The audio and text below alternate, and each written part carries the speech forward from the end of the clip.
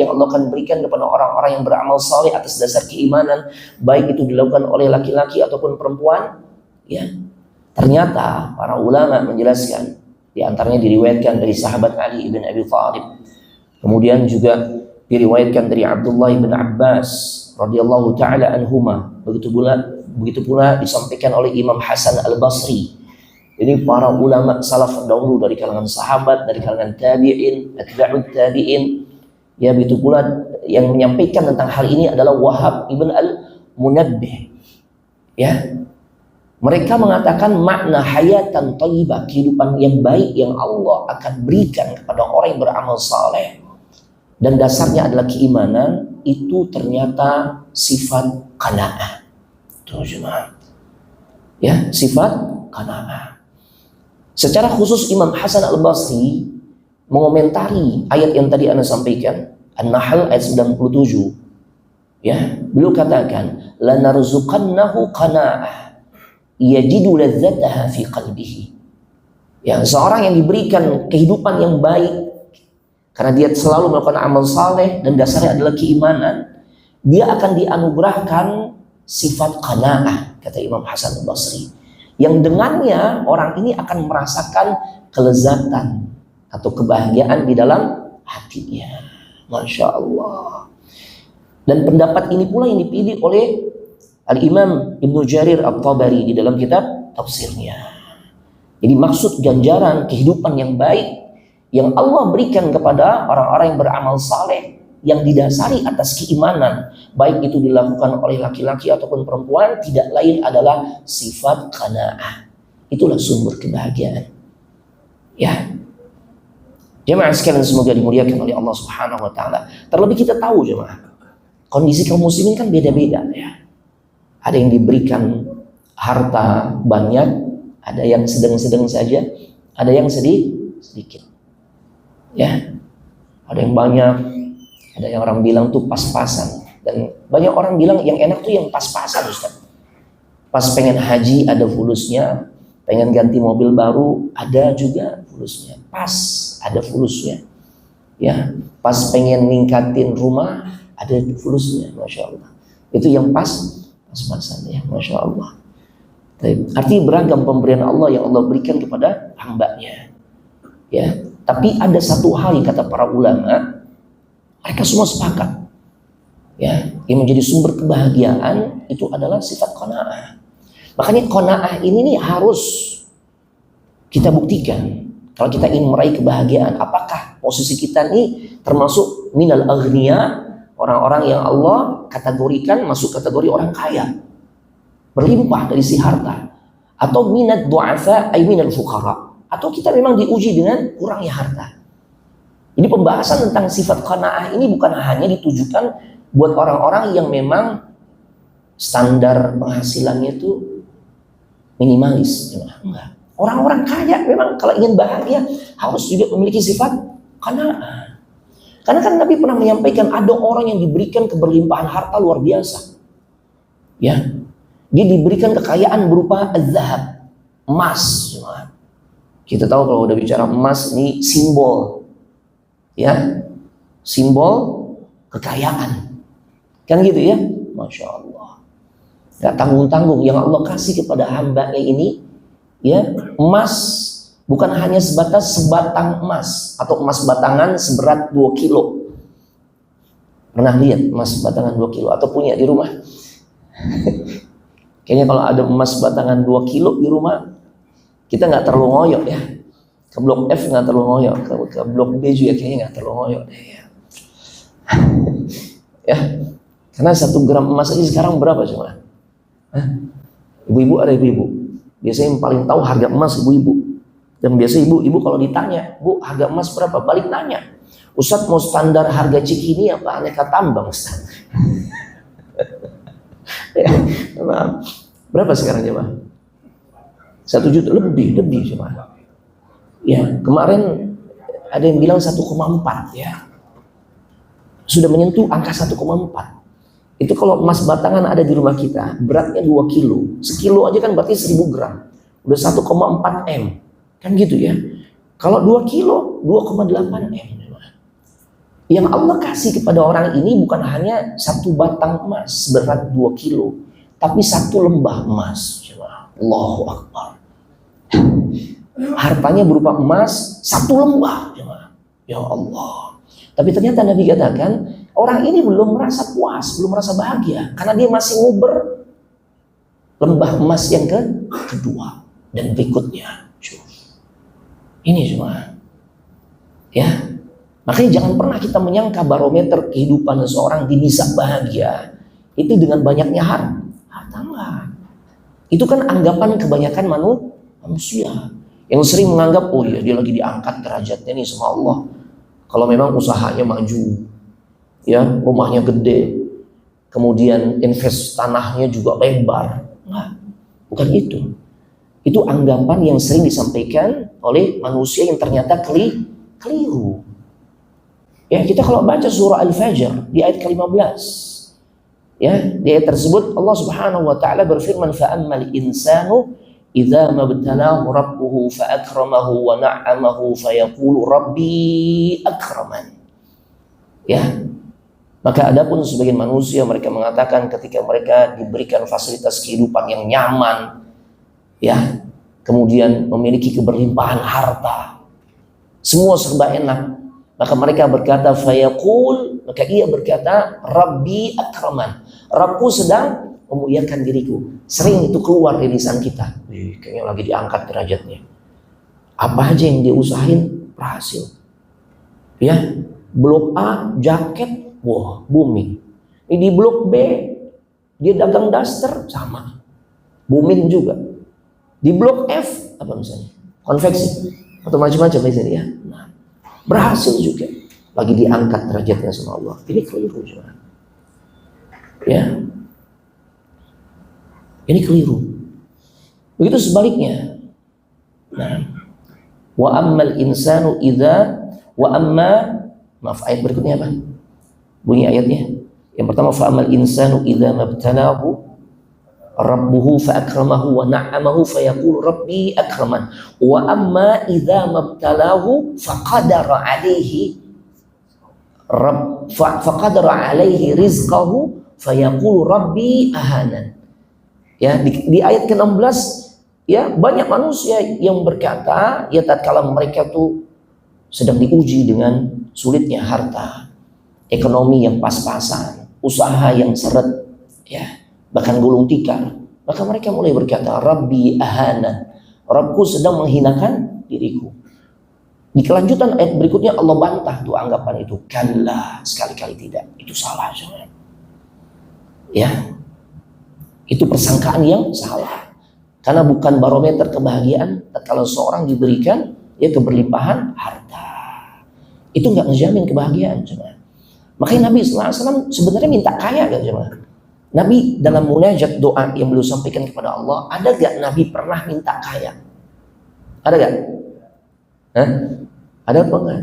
Sebelah sini, ya, gelengnya agak ragu nih. Ya, sebelah sini, pernah gak Nabi tuh ketika doa sama Allah minta kaya, coba? Hah? Ada. Allahumma inni as'aluka al-huda. Terus wat-tuqa. Apa lagi? Abizar.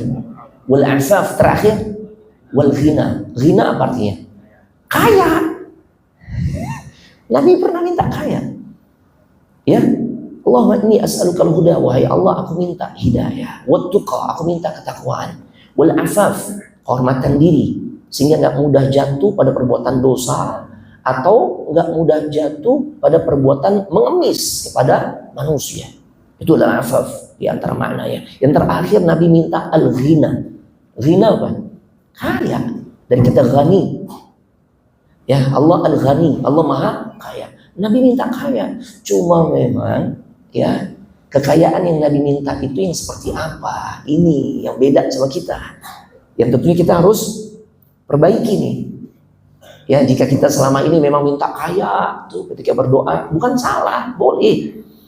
Ya, sebagaimana Nabi juga minta kaya. Cuma bedanya, kekayaan yang seperti apa yang Nabi minta? Nabi jabarkan dalam hadis yang lain, laisal ghina an kathratil arad, walakinnal ghina ghinan nafs.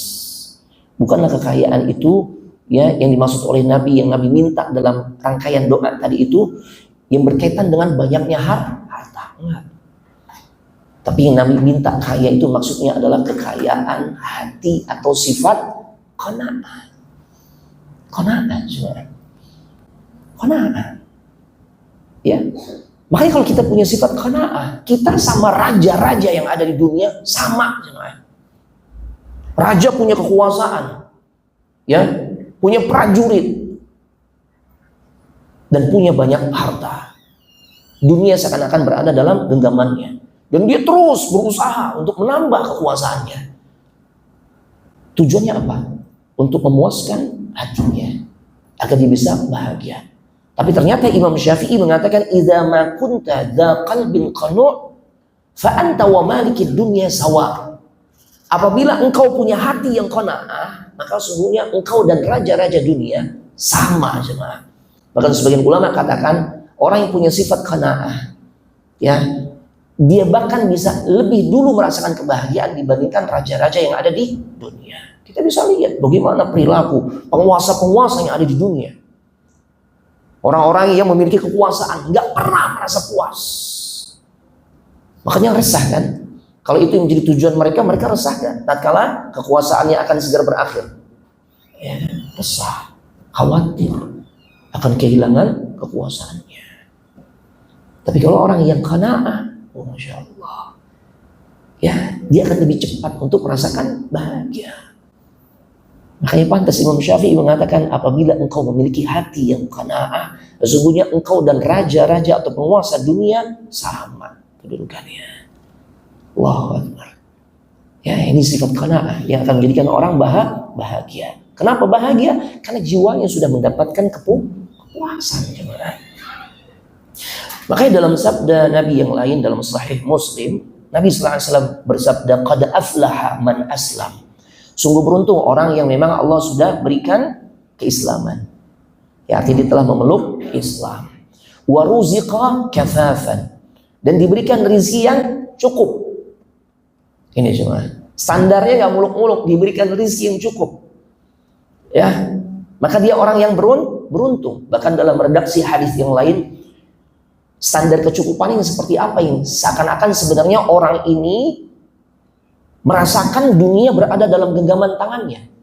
Nabi katakan, "Man asbaha minkum aminan fi sirbi." Barang siapa seorang yang di pagi hari dia mendapatkan kenikmatan, ya, rasa aman. Ada yang sebelum subuh udah berangkat tuh ke tempat kerjanya, ke tempat usahanya. Ya Allah, kalau ditanya antum nanti sholat subuh di mana? Ya, seketemunya Ustaz. Kadang di pom bensin, kadang, ya Allah, hampir kayak begitu. Tapi kita mendapat gambaran karena memang kita diberikan nikmat aman kan. Di Indonesia tuh diberikan nikmat aman. Ya, Allahu Akbar. Dan nikmat aman itu Allah sudah berikan kepada bangsa kita ini udah selama 79 tahun tuh. Dengan adanya kemerdekaan yang kita rasakan, berarti kan orang yang merdeka aman nggak? Aman. Kita bisa tengok bagaimana saudara-saudara kita kaum muslimin di Palestina. Ya Allah, mereka belum dapat nikmat tersebut. Jangankan untuk bikin kajian seperti sekarang, untuk sholat 5 waktu mereka diliputi oleh rasa takut, rasa cemas. Ya Allah, kita dapat nikmat tersebut. Yang kedua, mu'afan fi jasadi, dia diberikan nikmat sehat pada fisiknya. Kita sehat gak? Sehat. Kalau nggak sehat nih nggak di Al-Alqam. Rumah sakit apa yang terdekat di sini, Bang? Udah. Pelni. Di Pelni boleh jadi itu. Alat bantu pernafasan ada di mulut kita, atau paling enggak nancep selang infus, jarum infus tuh. Tapi kita kan sehat. Ya sekalipun 10 menit bersila nanti kesemutannya lama hilang, sehat. Nah, itu sih masalah faktor U aja ya. Atau karena mungkin asam urat lagi naik gitu. Tapi intinya sehat gitu loh. Kita sehat sekarang nih. Ya. Nikmat ketiga apa? Nah, ini dia nih kecukupan dari sisi ini nih. Yang Nabi katakan indahu qutu yaumi. Allah berikan kecukupan kepada orang tersebut untuk memenuhi kebutuhan makan minumnya, bukan untuk setahun, bukan untuk 1 bulan atau 1 pekan. Dia punya stok makanan, enggak. Allah cukupkan dirinya untuk memenuhi kebutuhan makan minum untuk hari itu saja, jemaah. Syuf. Ya Allah. Ya. Sepanjang hidup kita di alam dunia, berarti kan Allah terus kasih kecukupan kepada kita untuk memenuhi makan dan minum, bukan untuk hari itu saja. Padahal Nabi katakan untuk hari ini saja. Kebutuhan makan minum kita ya 3 kali lah, kita katakan begitu ya, makan beratnya. Sarapan, makan sore, makan siang, dan nanti makan malam. Kalau kebutuhan itu bisa kita cukupi, atau kita diberikan kecukupan untuk memenuhi kebutuhan tersebut, maka kata Nabi, faka'annama hizat lahud dunya, seakan-akan dunia berada dalam genggaman tangannya. Nggak ada celah bagi kita tuh untuk komplain, untuk nggak bersyukur pada Allah, untuk berkeluh kesah, ya Allah, gini-gini amat hidup gue. Ya, cuma hanya sebatas kita bisa memenuhi kebutuhan makan minum untuk hari ini saja. Faka'annama hizat lahud dunya. Sebenarnya bagi orang-orang yang pandai bersyukur, itu sudah menjadikan dirinya merasakan dunia berada dalam genggaman tangannya. Ini cuma, padahal kan bukan hari ini saja Allah cukupi kebutuhan makan minum kita kan. Selama kita menjalani kehidupan di alam dunia, selama itu pula Allah cukupi jemaah. Ya Allah. Dan yang terakhir kata Nabi, wa qanna'ahu Allahu bima ata. Ya. Amat beruntung seseorang ya yang Allah berikan sifat qanaah pada dirinya. Atau dia bisa menunjukkan sifat qanaah atas pemberian yang Allah berikan. Qanaah. Ya, makanya orang-orang yang qanaah itu orang-orang yang merasa puas, ridho, rela dengan pemberian Allah terhadap dirinya, dia pasti akan bahagia. Dan tentunya dia akan merasakan beberapa kelezatan. Yang pertama, dia bahagia ya dengan sebab segala apa yang Allah berikan dia sikapi dengan rasa syukur. Yang kedua, orang yang seperti ini, kelezatan berikutnya yang akan dia rasakan adalah dia akan dihindarkan dari sifat hasad. Ya, ini coba. Di antara perusak kebahagiaan apa? Adanya sifat hasad. Loh iya. Rasanya dulu kayaknya dia pernah kerja mana nih? Tuh. Kenapa sekarang tokonya gede banget? Mulai resah. Tuh. Hasad kan begitu. Merasa nggak nyaman, nggak rela ketika ada orang diberikan nikmat dari Allah. Itu cuma. Dulu kuli panggul aneh gini. Kenapa sekarang usahanya luar biasa tuh? Nggak nyaman dia. Kenapa nih itu? Perasaan dalam hatinya muncul ketidaknyamanan. Itu ciri hasad cuma. Makanya kata para ulama, semua manusia atau mayoritas manusia itu punya potensi besar memiliki sifat hasad. Cuma bedanya orang-orang beriman dia segera istighfar, astagfirullah. Ini terserah Allah, ini takdir Allah. Mau dulunya dia kuli panggul anak, kalau Allah takdirkan sekarang dia di atas anak, itu takdir Allah. Itu kuasanya Allah. Ya, semoga Allah berkahi itu. Orang beriman segera dia kikis tuh. Tapi kalau orang yang nggak beriman, dia perturutkan, mulai kepo sana sini, prasangka buruk, jangan-jangan nih begini-begini, jangan-jangan dia ngepet dan sebagainya, begitu kan? Iya kan? Iya. Nah itu jemaah. Ya Allah, maka dia akan pernah merasa bahagia. Ketahuilah jemaah, siapa orang yang paling dia sengsarakan tatkala seorang memelihara sifat hasad atau iri pada dirinya? Bukan orang yang dihasati, enggak, tapi dirinya sendiri itu yang paling sengsara. Loh iya, Allah kan memberikan karunia-Nya kepada hambanya sesuai apa yang ia kehendaki, enggak dipengaruhi oleh siapapun, terserah Allah. Semakin banyak orang yang dihasati, semakin dia merasakan siksaan pada dirinya. Ya Allah, makanya orang yang punya sifat qanaah, dia akan terjauhkan dari sifat hasad, otomatis bahagia juga. Bahagia. Ya Allah. Ini sampai jam berapa jemaah? 10 menit lagi, Bang. Itu ya. Ya Allah. Berarti sama kayak di blok B ya. Baik. Itu jemaah. Sekarang kita masuk poin inti. Ustaz gimana nih biar kita bisa memiliki sifat qanaah? Ini kan poin intinya gitu ya. Pembahasan intinya itu. Yang pertama, kalau kita mengacu kepada apa yang tadi Anda sudah sampaikan, dalil pertama yang Anda sampaikan, An-Nahl ayat 97, maka para ulama katakan tips untuk bisa memiliki sifat qanaah, karena sifat ini yang akan menjadikan kita bisa bahagia. Dan ini adalah sumber kebahagiaan. Yang pertama, amal saleh, atau terus istiqamah mengerjakan amal saleh yang didasari atas keimanan. Keimanan ini tentunya ikhlasnya dapat, kemudian selaras dengan contoh dari Nabi SAW sesuai sunnah. Itu jemaah. Yang kedua, agar kita bisa memiliki sifat qanaah. Para ulama katakan sering-sering kita menghitung-hitung nikmat Allah yang ada pada diri kita. Jangan justru kebalik, yang sering kita ingat kalau lagi ada masalah tuh. Pakai curhat ya di medsos lagi, pasang status tuh, syukur. Tapi kita dapat nikmat nggak pernah gitu mengungkapkan kebahagiaannya kepada banyak orang. Padahal kan wa amma bi ni'mati rabbika fahaddits. Dan adapun terkait dengan kenikmatan yang Allah berikan kepada diri kita, maka ceritakan. Kita kok enggak masalah berantem sama bini bikin status, ya suami lagi ngebetein bikin status. Syukur gimana? Ya, giliran dapat nikmat nggak pernah. Nah, padahal sebenarnya kalau kita ingin menjadikan diri kita memiliki sifat qanaah, sering-sering kita mengingat nikmat Allah. Makanya Allah katakan dalam surah Ibrahim ayat 34, wa in ta'uddu ni'matallahi la tuhsuha. Jika kalian mencoba untuk menghitung-hitung nikmat Allah, apa kata Allah? Niscaya siapapun kita hambanya atau makhluk Allah selain manusia, kita berkoalisi, bergabung dengan bangsa jin dengan menggunakan alat yang super canggih, kemampuan berhitung rumus-rumus yang luar biasa hebatnya. Kata Allah, la tuhsuha, nggak akan pernah siapapun sanggup untuk menghitung nikmat-nikmat Allah. La tuhsuha. Kenapa? Saking banyaknya, saudara. Dan ternyata sebagian ahli tafsir ketika menjelaskan ayat ini, nikmat Allah yang seperti apa atau yang bagaimana tuh yang nggak akan mungkin makhluknya mampu untuk mengkalkulasi atau menghitungnya. Ternyata sebagian mufassirin mengatakan nikmat Allah yang ia berikan kepada kita di saat sebenarnya kita nggak minta. Ini saudara.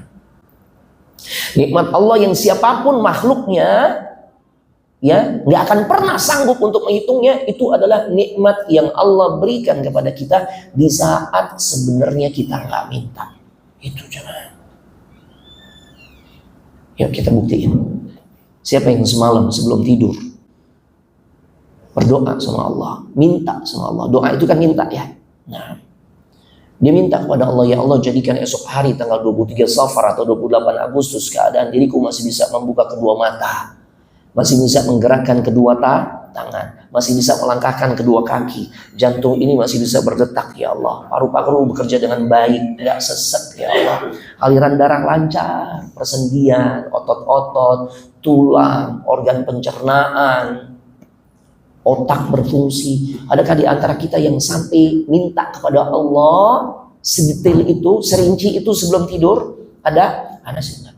Ada enggak? Kan kadang-kala doa yang paling minim yang sepatutnya kita baca sebelum tidur pun bablas, wis udah capek Ustaz.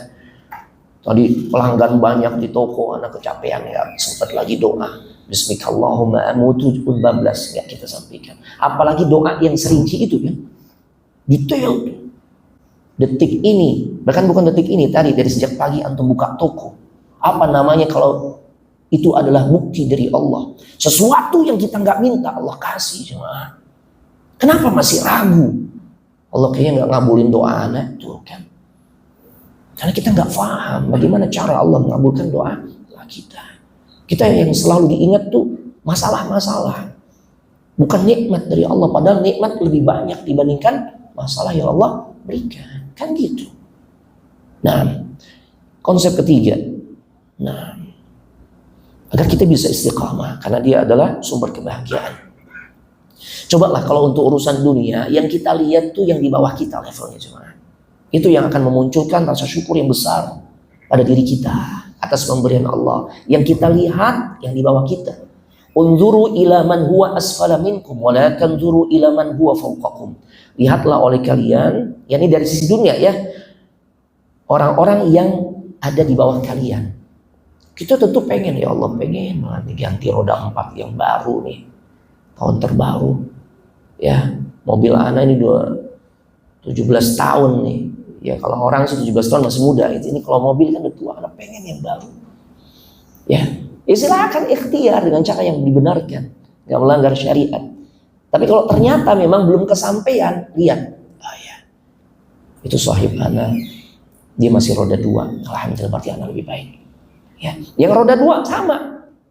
Ya, alhamdulillah roda 2. Ya, itu teman anak masih tetap dia nunggu angkot atau naik busway sana kemari. Oh ya Allah. Yang naik angkot tetap dilihat di bawahnya. Alhamdulillah bisa naik angkot. Teman anak cuma bisa berbaring di atas tempat tidurnya. Ya Allah. Yang cuma bisa berbaring di atas tempat tidurnya, dia pun melihat orang-orang yang ada di bawahnya. Alhamdulillah Allah masih berikan kehidupan buat anak. Ya, karena sekalipun anak cuma bisa berbaring di atas tempat tidur, tapi dengan kesabaran yang anak tunjukkan, semoga Allah berikan pahala yang tidak terbatas. Innama yuwaffas sabiruna ajrahum bighairi hisab. Hanyalah orang-orang yang bersabar, yang tatkala dia dapat ujian, yang akan diberikan ganjaran pahala yang unlimited, nggak terbatas. Tuh, selalu bersyukur. Biasa cuma. Tapi jangan dibalik ya. Kalau urusan akhirat, lihat yang di atas. Kita kadang kebalik cuma. Giliran urusan akhirat, antum kenapa sih? Ya Allah, ini 2:30 ya akhi. Kenapa baru mau sholat zuhur? Masih mending ana Ustaz sholat 2:30 tuh, fulan nggak sholat tuh kan. Giliran akhirat ngelihat yang di bawah, akhirnya nggak terpacu tuh dirinya untuk fastabiqul khairat. Kembali urusan akhirat, lihat yang di atas kita. Tapi urusan dunia, lihat yang di bawah kita agar tumbuh rasa syukur, agar muncul sifat qanaah. Ini semua. Bukan berarti kita nggak boleh nih, ya, meningkatkan usaha kita. Boleh. Cuma kalau udah bicara suasana hati, ya, ini kan berkaitan dengan masalah bagaimana kita bersyukur atau tidaknya. Maka untuk menggiring kita bisa syukur kepada Allah, lihat yang ada di bawah kita. Sambil terus kita berikhtiar untuk meningkatkan, ya misalnya usaha kita. Boleh-boleh saja. Yang keberapa sekarang? Keempat ya. Yang bisa membantu kita memiliki sifat qanaah, ya. Sadarilah bahwasanya kehidupan dunia yang kita tinggali ini hanya sementara. Makanya dunia itu dari sisi bahasa, kalau dia terambil dari kata dani, itu artinya sesuatu yang hina, remeh, sepele. Makanya Nabi sifati dunia itu seperti bangkai anak kambing yang cacat pula pada telinganya. Di kesempatan lain Nabi katakan, "Lau kanatid dunya ta'dilu 'indallahi janaha ba'udah, ma saqa kafir syurbata ma'in." Sekiranya nilai dunia beserta isinya yang banyak melenakan manusia, nggak kenal lagi halal haram, yang penting gue bisa dapat. Ya, nilainya sama saja, selevel, sejajar dengan satu sayap seekor nyamuk, maka niscaya kata Nabi, Allah nggak akan berikan walau setetes atau seteguk air, ya, untuk orang-orang kafir. Kalau dunia itu nilainya sama aja dengan satu sayap seekor nyamuk, ya, taib. Tapi karena nilainya sangat hina, bahkan nggak sama, dia lebih rendah dibandingkan satu sayap seekor nyamuk. Makanya karena remeh, karena sepele, karena hina, Allah berikan dunia kepada orang-orang yang nggak beriman, nggak? Pada orang yang nggak sholat, nggak beriman kepada Allah, bukan muslim. Kita lihat deretan orang-orang terkaya, muslim atau non muslim. Ya, itu dia. Kita mesti sadari, kalau terambil dari kata dani itu sesuatu yang remeh, hina, sepele. Kalau terambil dari kata dunu itu artinya sementara. Sementara nggak dunia? Sementara. Berapa durasinya? Ya, kita umat Nabi Muhammad rata-rata hidup di alam dunia 60 sampai 70. A'maru ummati baina 60 ila 70. Rata-rata umur umatku itu rentang antara 60 sampai 70, jemaah. Singkat. Maka disebut dunia dari kata dunu, sementara. Sekalipun pesonanya memang memikat nggak? Iya, makanya di kesempatan lain Nabi katakan, inna dunya hulwatun khadirah. Sesungguhnya pesona dunia itu, ya, Nabi gambarkan dengan salah satu rasa yang paling digemari oleh manusia, yaitu manis, hulwa. Padahal kita tahu, kita bisa merasakan banyak rasa-rasa yang bisa kita nikmati kan, selain rasa manis. Ada asam, ada pahit, ada kecut, hambar, asin, dan sebagainya. Kenapa Nabi gambarkan dunia pesonanya itu dengan rasa manis? Karena rasa inilah yang kata Imam Nawawi di dalam syarah Sahih Muslim, ya, rasa yang paling digemari oleh kebanyakan manusia. Baik anak-anak, remaja, dewasa, laki-laki, perempuan, suka manis. Diakui atau nggak diakui, sadar atau nggak sadar, kita suka manis. Tapi ketahuilah dari rasa manis tersebut, ya, itu juga akan memberikan dampak yang tidak baik. Benar kan? Begitu kesemutan kok lama banget hilangnya nih, ya Allah. Ya. Atau udah gampang bolak-balik toilet. Rasa minum nggak terlalu banyak deh, tapi kok dikit-dikit ke toilet, dikit-dikit ke toilet. Gampang capek. Kemampuan vitalitas sudah menurun. Akhirnya cek deh ke dokter. Ternyata begitu cek gula 400. Syuf. Gak sadar kan? Iya. Karena memang begitu. Rasa manis tuh punya daya pikat. Itu orang kalau kena penyakit gula, itu apakah karena pola makan dia yang suka manis-manis karena sehari, 2 hari, seminggu, 2 minggu, 1 bulan? Kan enggak. Itu akumulasi lama, tahunan. Gak terasa. Itulah yang kita jalani di dunia. Kita udah tahu dia hina. Kita tahu sifatnya sementara. Tapi karena pesonanya itu luar biasa, manis. Makanya sering membuat manusia lupa. Sebagaimana kita suka lupa dengan mengkonsumsi makanan dan minuman yang manis, yang sehingga pada akhirnya menimbulkan dampak yang buruk. Gimana nggak kena diabetes? Ya tiap hari kalau sarapan teh apa? Manis. Pasangannya apa? Gemblong, manis. Syuf. Atau nasi, karbonya tinggi. Syuf. Anak nggak Ustaz, anak nggak yang manis. Anak pakai jajanan yang itu Ustaz. Dari singkong yang kemudian ditumbuk dibentuk kotak-kotak, getuk. Nah, disiramnya pakai apa coba getuk? Gula manis aja, Syuf tuh kan, manis cuman. Dan Nabi sifati selain manis, dunia itu pesonanya khadirah. Nabi gambarkan pesona dunia itu dengan salah satu warna. Ya, padahal warna yang kita bisa nikmati banyak, ada putih, ada hitam, ada merah, pink, oranye dan sebagainya. Tapi Nabi pilih warna hijau. Ini menarik teman. Imam Nawawi katakan, kenapa Nabi pilih warna hijau untuk menggambarkan pesona dunia? Karena beliau katakan warna ini yang paling bisa membuat ya efek tenang pada diri kita. Dan secara ilmiah benar, warna yang paling bisa menimbulkan efek relaksasi, kenyamanan, ketenangan itu hijau jemaah. Hijau. Coba aja kita ke puncak, apalagi antum yang kebanyakan dari Sumatera Barat yang alamnya masih luar biasa, masih pure, masih murni gitu, masih bagus, masya Allah. Ya, yang dekat dari Jakarta nih puncak. Selain kita ingin mendapatkan udara segar, kita juga ingin dapat suasana pemandangan yang nyaman, hijau, hijau. Pemandangan indah yang eksotik itu banyak selain warna hijau. Di antara padang pasir, kalau antum umrah tuh sempatkan ke Badar. Itu hamparan padang pasir di Jabal Malaika itu indah, tapi nggak kuat lama cuma, nggak kuat lama. Anak ke situ, 2 jam kita pulang deh, gitu ya. Beda kalau di puncak atau di tempat-tempat yang hijau, sehari nggak cukup. Makanya coba orang-orang Arab, karena mereka nggak dapatkan suasana itu di negerinya. Ketika mereka datang ke puncak, lupa pulang. Antum kan bisa suka bikin daurah tuh, ya kan? Sewa villa nggak bisa, kenapa? Udah di booking sama siapa? Orang Arab tuh kan. Paling cepat sebulan, 3 bulan. Karena di sana dia nggak dapat tuh suasana begitu. Nabi sifati dunia tuh hijau, jemaah. Makanya sering melenakan kita. Ya, daya pikatnya luar biasa, bikin kita betah. Padahal jatah kita sebentar. Syuf. Ya.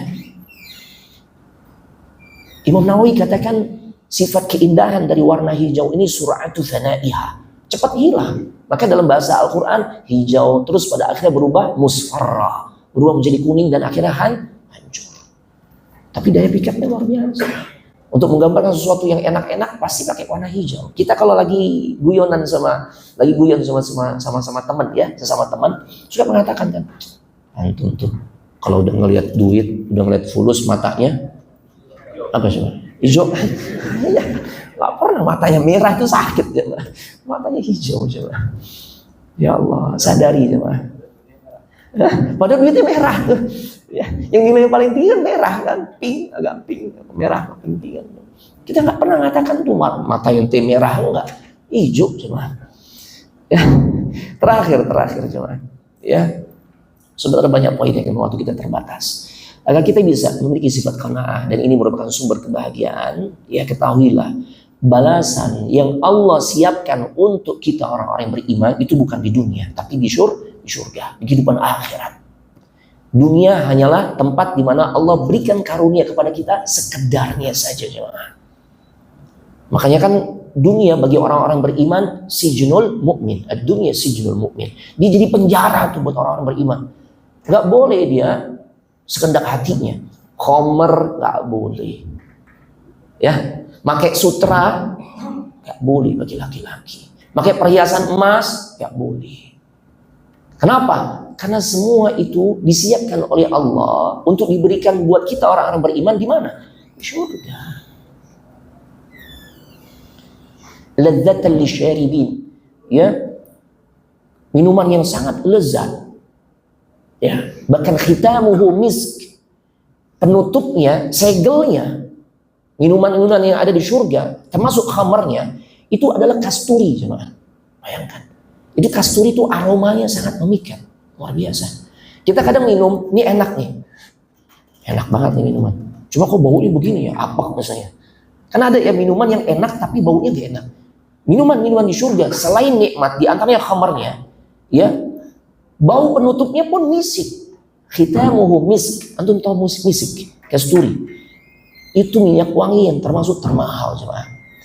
Di 2023, alhamdulillah ada berkesempatan mendampingi Ustaz Syafiq, dia bawa jemaah haji. Beliau cerita, Ustaz, antum tahu minyak wangi paling mahal? Ya tahu Ustaz, misik. Sekali oles 1.700 real, sekitar 7 juta. Kenapa bisa mahal, jemaah? Ya, dia hewani, dia berasal dari ghazal, dari binatang rusa atau kijang. Mungkin kita bertanya, Ustaz, bagian tubuh mana ini dari kijang yang bisa diambil kasturi misiknya nih? Antum tahu kan? Ada yang bilang dari tanduknya, ada semua. Bukan.